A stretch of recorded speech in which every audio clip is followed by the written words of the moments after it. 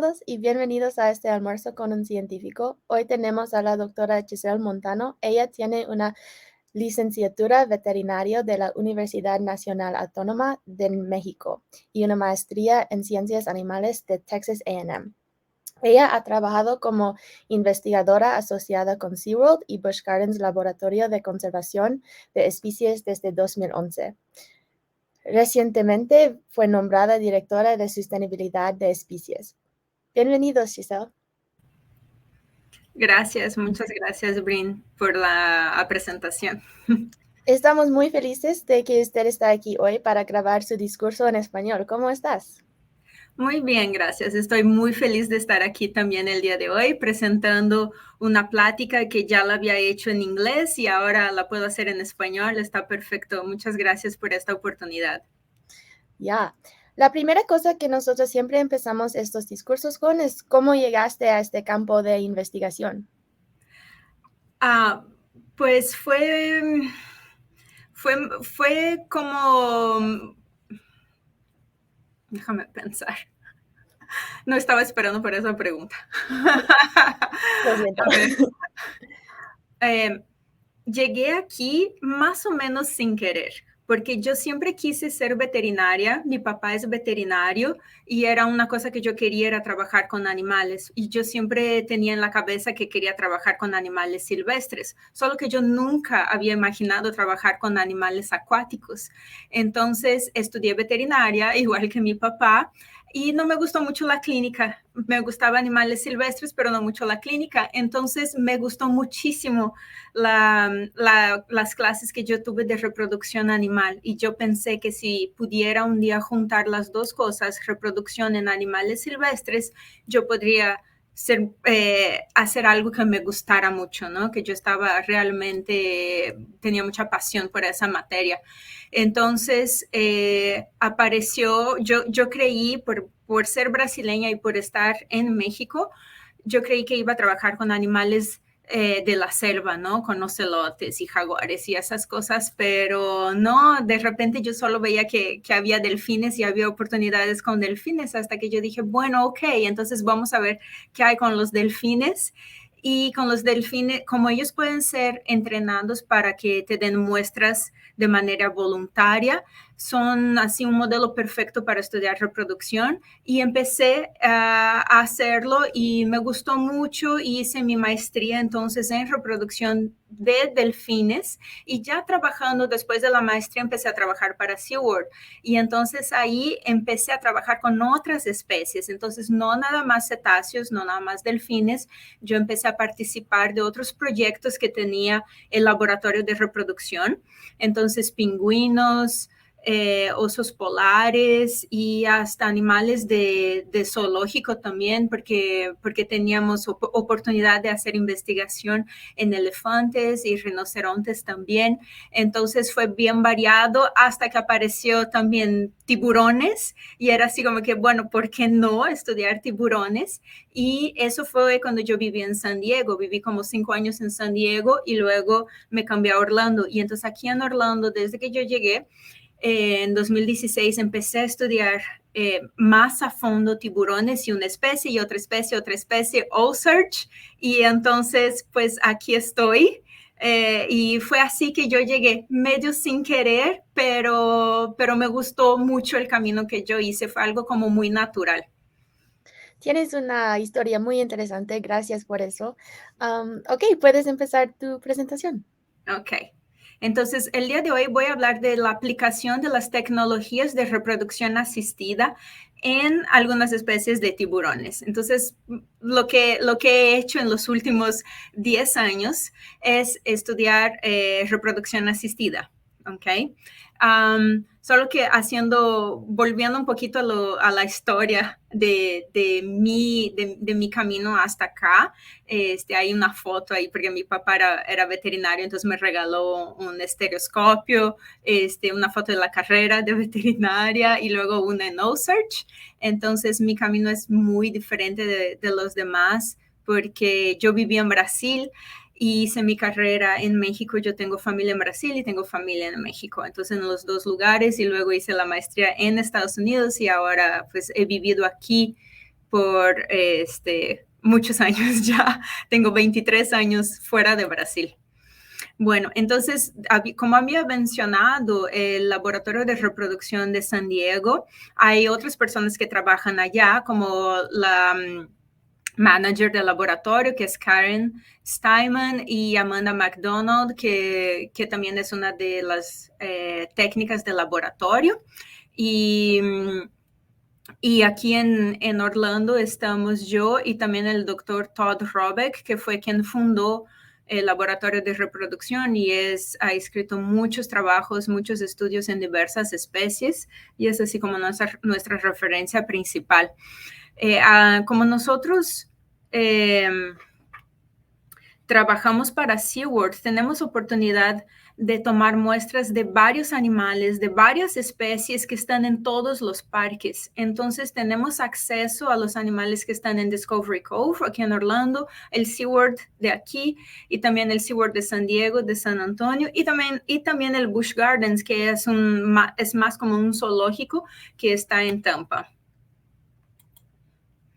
Como yo había mencionado, tecnologías de reproducción asistida, pero ¿qué es eso, no? Realmente. Entonces, son una serie de técnicas, protocolos y métodos que nos permiten producir un gran número de crías de animales genéticamente superiores u obtener crías de animales infértiles o subfértiles. Pero esa definición está basada en los animales de producción.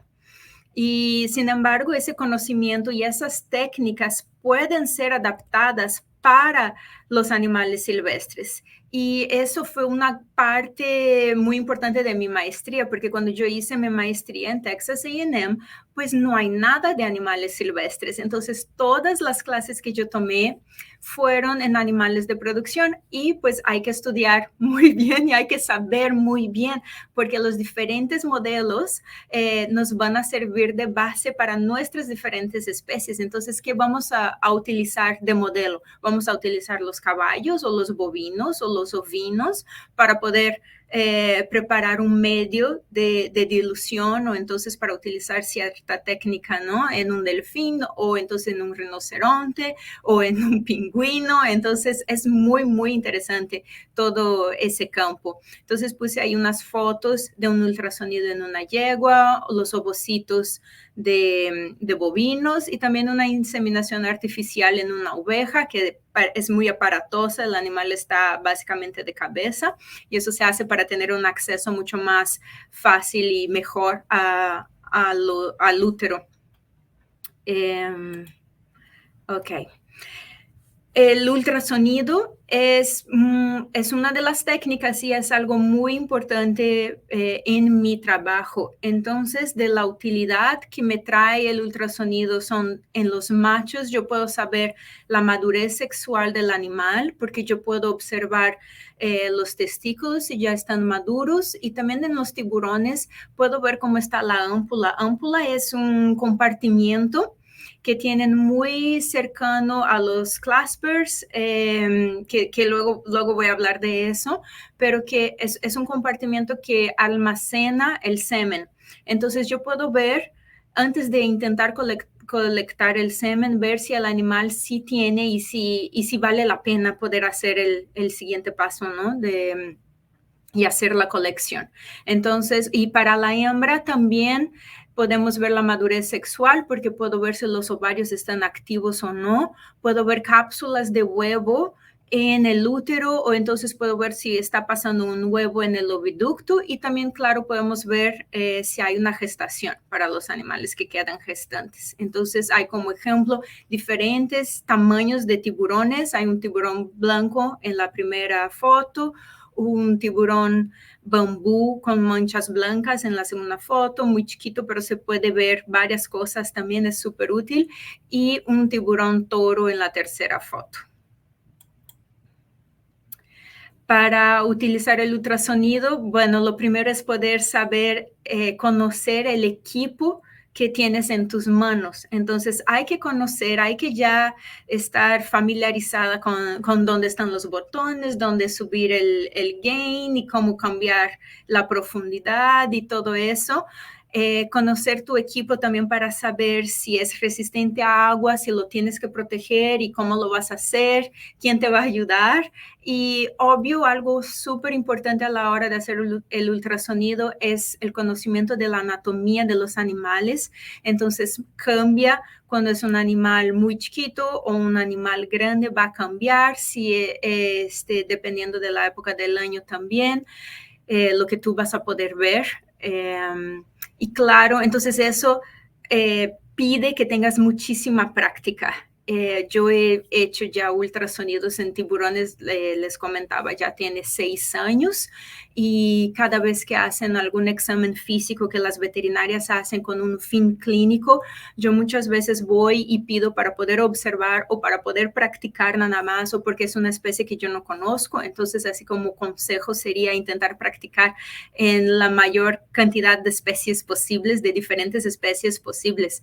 Entonces, por ejemplo, en la primera imagen tenemos, se ven como dos estructuras que tienen un contraste diferente. O sea, se ve ahí que son diferentes. El que está como más arriba es el hígado y el que está como más abajo, que se ven como unas bolitas negras que son hipoecoicas, es el ovario. Entonces, ese es el hígado y el ovario de un tiburón toro. En la segunda foto, que está ahí en medio, la foto superior, se ve la parte, el fluido, o sea que el fluido, el líquido se ve negro, ¿ok? Hipoecoico.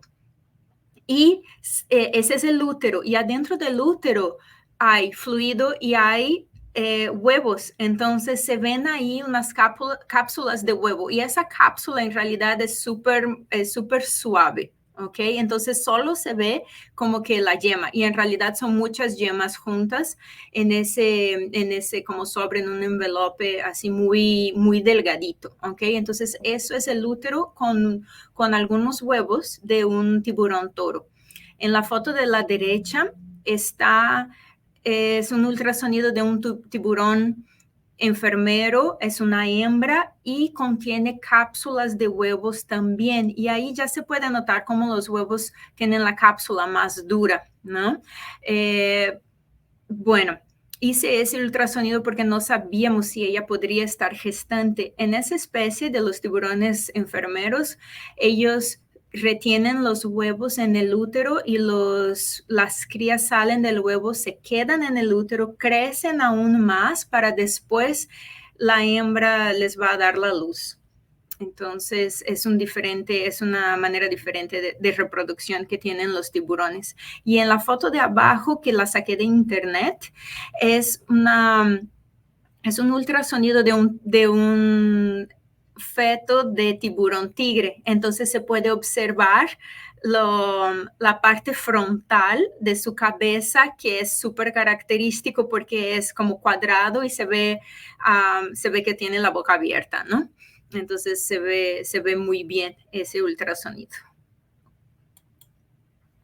Para hacer la colección de semen en tiburones hay 2 maneras. En los tiburones chicos se hace como un masaje y el semen sale por la papila.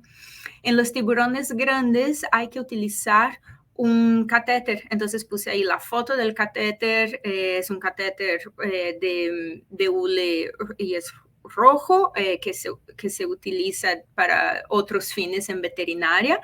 Y hay 2 animales de 2 diferentes especies. En la izquierda vemos un tiburón toro y en la derecha vemos un tiburón blanco.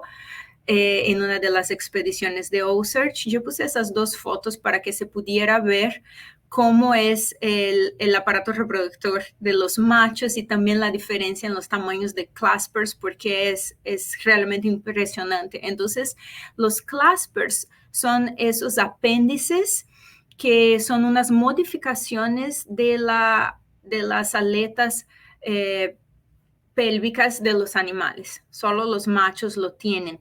Y se puede ver como en la foto como si fuera un botón. Esa es una papila en la cloaca. Entonces los tiburones tienen cloaca, los machos tienen claspers y tienen una papila.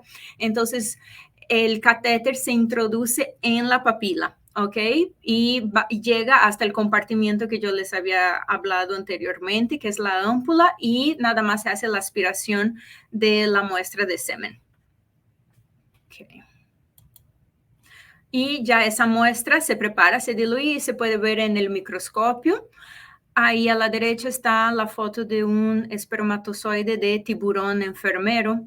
Pueden ver que la cabeza es bastante alongada y es como un sacacorcho, pero se pueden ver así como que la cabeza, las olitas son como más separadas. Y van a ver la diferencia con la siguiente diapositiva.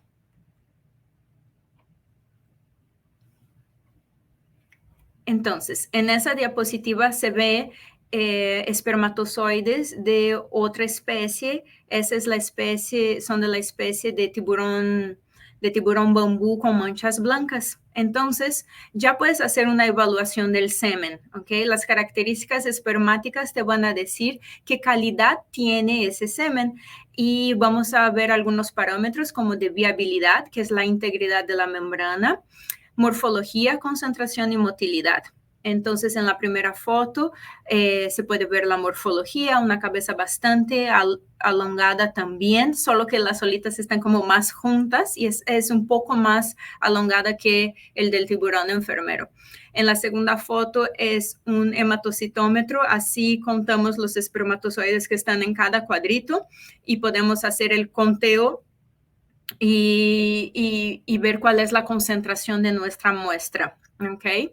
Y en la tercera foto es foto de espermatozoides teñidos con una tinción de fluorescencia. Entonces, los espermatozoides teñidos de rojo les decimos que están muertos.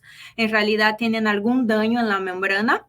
Y los espermatozoides verdes son los espermatozoides que están vivos, entonces que tienen una membrana íntegra. Entonces ese es el parámetro de la viabilidad. Algo muy importante que se hace para varias especies es la criopreservación de células espermáticas, o sea, es la congelación de semen. Eso en tiburones está bajo investigación. Yo estoy en este momento participando de eso con una persona que está haciendo su postdoctorado conmigo, que está ahí en la foto trabajando con una muestra muy chiquita, porque las muestras tienen entre 0.2 y 1 mililitro, porque estamos trabajando con tiburones bambú de manchas blancas, entonces la muestra es súper chiquita. Nos está costando mucho trabajo, pero estamos haciendo el estudio y con el objetivo de hacer inseminación artificial.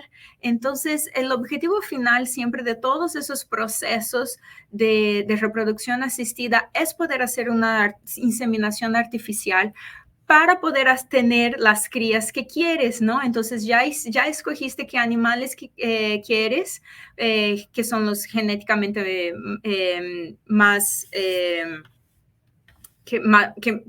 que son mejores, que de una mejor genética, ¿no? Más diversa. Y con la inseminación artificial lo que se hace es que ya no se hace el transporte de los gametos, ya no tienes que mover a los animales, entonces facilita muchísimo el manejo de las poblaciones. Esa criopreservación se hace con pajillas y se guardan esas pajillas en tanques de nitrógeno líquido. El nitrógeno líquido está a menos 196 grados Celsius y se dice que dura por siempre, o sea, porque hasta el día de hoy, desde que se inventó esta técnica hace más de 50 años, los espermatozoides se han preservado durante todas esas décadas sin perder la calidad. Y para tiburones, ya han hecho inseminaciones artificiales con éxito en el tiburón bambú con manchas blancas y también en el tiburón toro. Solo que esas inseminaciones han sido con el semen fresco, o sea, sin congelar. También se puede hacer un monitoreo hormonal. Entonces, en nuestro laboratorio utilizamos el plasma de los tiburones para medir estrógenos, progesterona y testosterona. la importancia de eso sería la caracterización del ciclo reproductivo y la madurez sexual, porque tienes unos animales que te gustaría reproducirlos, pero a lo mejor están demasiado jóvenes, a lo mejor no sabes si ellos se reproducen en los meses de verano o en los meses de otoño o en la primavera. Entonces puedes tomar sangre en diversos puntos, diferentes meses del año, y podemos hacer el perfil hormonal y ver cuándo ellos están activos. Y puedes juntar eso con ultrasonido y ver exactamente qué es lo que está pasando con tus animales. Entonces, yo voy a hablar de 2 ejemplos aquí. El tiburón bambú de manchas blancas, que es ese, que se reproduce muy fácilmente, que estamos haciendo colección de semen y estudios para poder congelar el semen, ¿no? También he observado mucho cómo ellos depositan los huevos. Entonces puse algunas fotos que me parecieron bastante interesantes. La primera es un huevo normal, bastante oscuro. Y la segunda foto son como gemelos, lo que serían los gemelos, porque tienen 2 yemas, pero estos no, aunque están fértiles, no se ve, o sea, en realidad no se ve un desarrollo y los tenemos que descartar porque no se desarrollan más que eso. En la tercera foto hay dos huevos con cápsulas súper suaves. Yo creo que son de animales muy jóvenes, porque una ni siquiera tiene la yema y la otra se ve la yema y también se ven unas fibras. Esas fibras son muy importantes porque cuando los animales están en vida libre y depositan los huevos, con esa fibra hace que los huevos se prendan al substrato, entonces ya la marea ya no nos lleva muy lejos. Entonces eso sirve para que estén en el mismo lugar donde los adultos viven y tengan más éxito porque están cerca de una piedra, ¿no? De un coral o algo así, entonces del substrato, entonces están más protegidos también. En las fotos de abajo se ve como un botoncito en la yema del huevo, y ese botoncito es el disco germinal. Entonces ahí es donde está el ADN de la hembra, y ahí es donde va a ocurrir la fertilización, en ese lugar. En la foto de en medio se ve como una rayita más clarita que mide entre 1 milímetro y 2 milímetros. Eso es lo más chiquito que he logrado ver, y ese ya es el embrión. Entonces el embrión se va a desarrollar y va a consumir la yema que está ahí adentro, y luego ya la última foto ya es un embrión casi listo para ya salir de la cápsula del huevo. También he estudiado un poco de los tiburones enfermeros. Esa especie, por ejemplo, no se reproduce muy bien en los acuarios. Hay varias publicaciones, ahí puse unas fotos del desarrollo embrionario del tiburón enfermero. Entonces, como yo había mencionado, ellos retienen los huevos adentro del útero, las crías salen del huevo, terminan de crecer y entonces la hembra da la luz. Esa última foto es de un acuario que se encuentra en Brasil, y es de lo que yo he sabido, es la única que ha tenido crías. A cada 2 años tienen una cría, tienen varias crías, pero tienen bastante éxito. Pero en realidad es un tiburón que vive bastante tiempo, que hay en varios acuarios, pero no se reproducen muy bien. Pero bueno, en fin, los estamos investigando también. Y entonces es eso. La tecnología de reproducción asistida es bastante utilizada en los zoológicos y acuarios. Y para los tiburones y las rayas es algo un poco un poco nuevo. Hay algunas personas que han intentado desde hace como 5 o como 10 años, pero ha sido muy lento el desarrollo. Es muy difícil estudiar esos animales por diversas cuestiones, solo del manejo del animal, solo de agarrar el animal y poder hacer los exámenes, que a veces no es muy seguido, es bastante complicado. Y bueno, nosotros seguimos los consejos y las recomendaciones del Species Survival Plan. Esos son los planes de sobrevivencia de las especies. Entonces, son programas de la ACA. ACA es la Asociación de Zoológicos y Acuarios, ¿okay? Que es una institución sin fines lucrativos que certifica a los zoológicos y acuarios y a otras instituciones también de diferentes tipos que tienen una calidad muy grande en su trabajo y el cuidado con los animales. Entonces, el SSP son programas que maximizan la diversidad genética. Ellos coordinan toda la distribución geográfica y de sustentabilidad a largo plazo de las especies ex situ, o sea, las que están en zoológicos y acuarios y santuarios y otras instituciones, y hace recomendaciones entre las instituciones de la ACA. Hay más de 500 programas y son especies seleccionadas por otro grupo que se encarga de ver cómo está la situación de cada especie que hay en esos zoológicos y acuarios. Y hay un desarrollo de planes de reproducción y ellos hacen recomendación de apareamiento de animales para la reproducción. Entonces, por ejemplo, el tiburón cebra. Hay un grupo que se encarga de checar a los tiburones cebra. Entonces, ¿cuántos tenemos? ¿Cuántas hembras son? ¿Cuántos machos? ¿Cuál es la edad? ¿Cómo están distribuidos en los acuarios? Hay en zoológicos también. ¿Cómo está la genética? Entonces, no, mejor esta hembra tiene que ir con este macho. No, ahora este macho va a pasar unos años con esta hembra y hasta que tengan tantas crías y cosas así. Entonces, es muy interesante que hay toda una dinámica por detrás de esos consejos y hay unos registros genealógicos, manuales de cuidado animal, entonces son cosas bastante detalladas para un mejor cuidado de las especies, para que las podamos tener a largo plazo.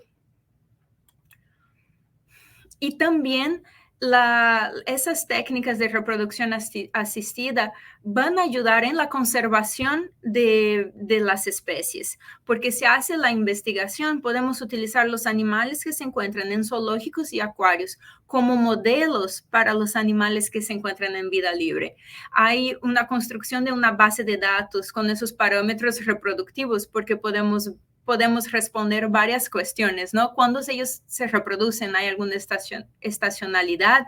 ¿Cuándo alcanzan la madurez sexual? Pero lo podemos checar con hormonas y con ultrasonido y con el comportamiento, pero comportamiento visto el animal completo, ¿no? El animal en el agua donde se ve muy poco, ¿no? Entonces, con videos, con cámaras, con cosas así. Entonces, todo muy detallado, cuántas crías logran tener, cuánto dura la gestación, cuáles son los niveles hormonales normales. Entonces, podemos obtener mucha información de los animales que se encuentran bajo cuidado humano y entonces podemos ayudar a los que están en vida libre. Y porque con esa información podemos apoyar cosas legales, apoyar leyes para la protección de los hábitats, porque hay unos hábitats que son más vulnerables. Por ejemplo, lo que se les llama las guarderías, donde los animales nacen. Entonces, a veces hay una bahía, hay algún lugar donde los tiburones van justamente a dar la luz. Entonces, sería interesante proteger esa área, ¿no? O los lugares de apareamiento, porque son momentos claves en la vida del animal que van a impactar toda su vida, ¿no? Si los animales solo se aparean una vez al año o una vez a cada 3 años y no pueden porque no es un área protegida, porque hay muchos barcos, mucha gente, ¿no? Etcétera. Entonces, si ellos no pueden ir, solo les tocan en 2 años o en 3 años. Entonces, eso tiene un impacto, tendría un impacto negativo para la vida de ese animal y una consecuencia muy grande. Por eso muchas especies están en declinio. Y también, claro, la educación, bueno, la recuperación de poblaciones amenazadas, porque si conocemos más, podemos ayudar más. Y la educación para la conservación, porque la reproducción es un componente llave es súper importante de la biología para cualquier especie. Entonces, hay un libro de los fundamentos científicos de zoológicos y acuarios del 2019 y uno de los capítulos es justamente sobre investigación de reproducción en animales marinos. Y en la foto ahí de abajo está Chris Fisher de OSearch dando una plática a los niños, porque esa es la parte de la educación, en educar la siguiente generación. Entonces, ya que entramos al tema de OSearch, yo elegí OSearch para hablar de la conservación. OSearch es una organización sin fines lucrativos que utiliza una embarcación cangrejera de Alaska que está modificada con una plataforma lateral que se puede observar ahí en las fotos. Es una embarcación de 38 metros, 38.4 metros y estudia específicamente el tiburón blanco, ¿okay? Que es una especie vulnerable en los Estados Unidos. Entonces, se estudia en el noroeste del Atlántico, en la costa este de Estados Unidos y de Canadá. El objetivo es muestrear 100 animales en total y ya llevamos 84. En esas investigaciones, esas investigaciones ocurren cuando hay expediciones y generalmente hay 3 expediciones al año. Los animales tienen cierto patrón de movimiento de su migración. Entonces son más de 20 estudios que se llevan a cabo al mismo tiempo y esa es la importancia mayor, yo creo que de OSearch, porque no es solo una persona o 2 o 5, o sea, haciendo cada quien su estudio, son más de 20 estudios. Y de los más importantes son el movimiento de los tiburones blancos porque tienen ese patrón migratorio que va desde Nueva Escocia, en Canadá, hasta el Golfo de México, que son más de 3,000 kilómetros. Y hay 3 principales hallazgos. Bueno, el primero es que llegan a Nueva Escocia, porque antes no estaba determinado, no se había publicado que eran los mismos animales. Sí había observación de tiburones en Nueva Escocia, pero nadie sabía que eran los mismos tiburones que después se iban a ver en Florida. Entonces, así se pudo comprobar porque ponemos rastreadores en los animales y en las fotos ahí se ve el camino que hacen, ¿no? Y también se descubrió que la guardería de esa especie está en la costa del estado de Nueva York, entonces ya es una área que está protegida. Y también hay una área de alimentación muy importante en los estados de las Carolinas, aquí en Estados Unidos, y se puede ver, está en un círculo ahí blanco en la segunda foto, porque se puede ver cómo el animal se mueve, pero se queda en la misma área. Eso es porque está ahí, se está alimentando de los animales que ahí viven. Y después también otra gran área de alimentación es en Nueva Escocia. Ahí también en el estado de Massachusetts, también en Nueva Escocia, son mamíferos, son los mamíferos marinos, son las focas y en los estados del sur ya cambia a pescado. Entonces las muestras son obtenidas y el animal es marcado con hasta 3 tipos de rastreadores diferentes en menos de 15 minutos. Y eso se hace porque tenemos un súper buen equipo ya de investigadores, cada quien sabe qué hacer, dónde posicionarse para tomar las muestras de una manera muy eficiente. Entonces, en la primera foto, no sé si ustedes ya han visto, pero si se meten a las páginas y ven los videos de OSearch, el capitán Brett tiene la línea del tiburón en la mano. No se ve el tiburón, sin embargo, se ven las boyas naranjas ahí atrás y él tiene que brincar con con la línea en la plataforma está sumergida, él va a jalar un poquito el tiburón se va a meter ahí va a estar aún en el agua, pero arriba de la plataforma se eleva, se levanta y entonces ya queda una superficie seca. Se voltea el tiburón entra el tiburón se deja en realidad y es como una parte de su inmovilidad tónica que es un reflejo donde los tiburones si los volteas de cabeza se dejan de mover. Entonces los tiburones se dejan de mover, no hay ningún tipo de sedación ni tranquilizantes ni nada y podemos hacer los exámenes, tomar muestras y tomar muchas medidas. Entonces hay muestras de las encías para ver qué tipo de bacterias que habitan en las diferentes mucosas, entonces en las encías, en las branquias, en la cloaca. Muestras de músculo que son en las siguientes fotos y eso es para ver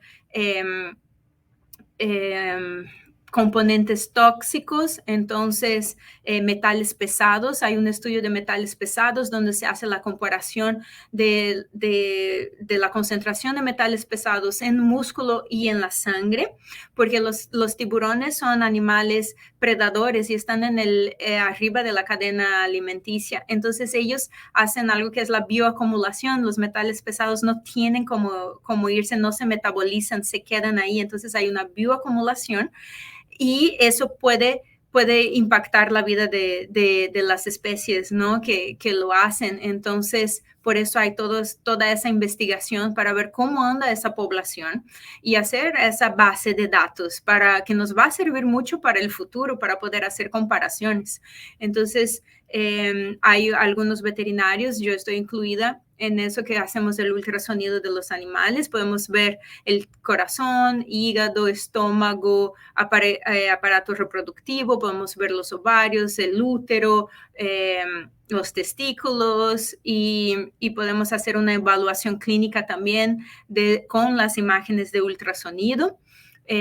Muestras de sangre que son súper importantes para ver la salud de los animales, para ver la dieta, el estrés. Entonces hay muchas cosas que se pueden ver y también mediciones, o sea, medimos todo el animal, hasta los ojos se miden para ver el tamaño, el peso, podemos ver, hacer estimaciones de la edad. Entonces son datos muy importantes. Somos generalmente entre 4 y 6 investigadores en las expediciones y tomamos muestras para las demás personas también, para otros investigadores, porque no pueden ir más de 20 estar a bordo al mismo tiempo. Entonces nosotros lo hacemos para los demás y esa es otra parte muy importante y muy interesante de OCEARCH.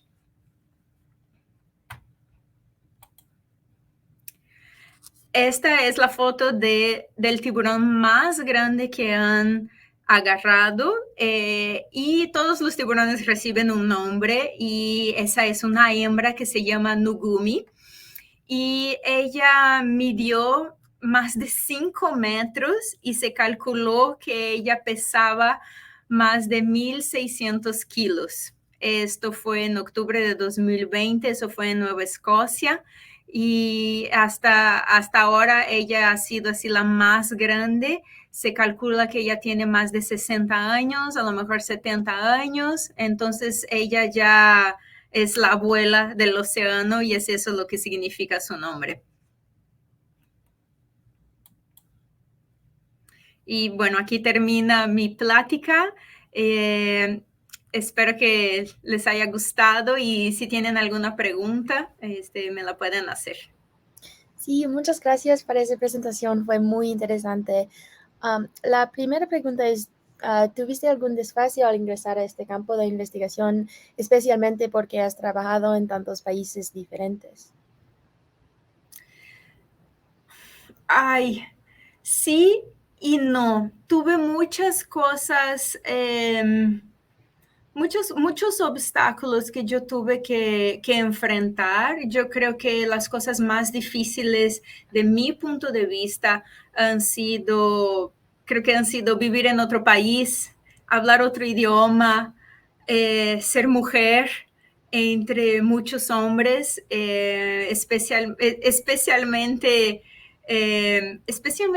yendo a campo, ¿no? Entonces, creo que esos son obstáculos que tenemos que enfrentar, y, pero al mismo tiempo he encontrado mucha gente